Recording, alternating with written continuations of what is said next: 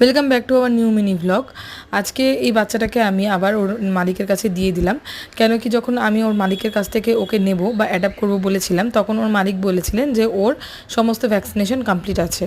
তো ওনারের সাথে কথা বলে আমি দেখলাম যে ভ্যাকসিনেশন কমপ্লিট নেই, আর কার্ডটা দেখেও বুঝলাম যে 2 বছরের পর ভ্যাকসিন দেওয়া হয়নি।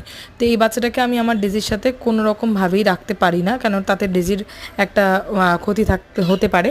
তো যার জন্য আমি সেই সমস্ত চিন্তা করে তার ওনারকে বললাম, আর তার ওনার এসে কিন্তু নিয়ে গেল বাচ্চাটাকে।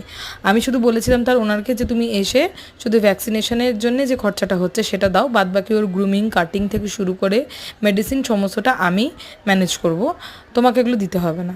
কিন্তু উনি সেটা ওনার কি মতামত পোষণ করলেন আমি জানি না, ঠিক উনি সেটা না করে দিলেন। তো তারপরে উনি বাচ্চাটাকে নিয়ে চলে গেলেন।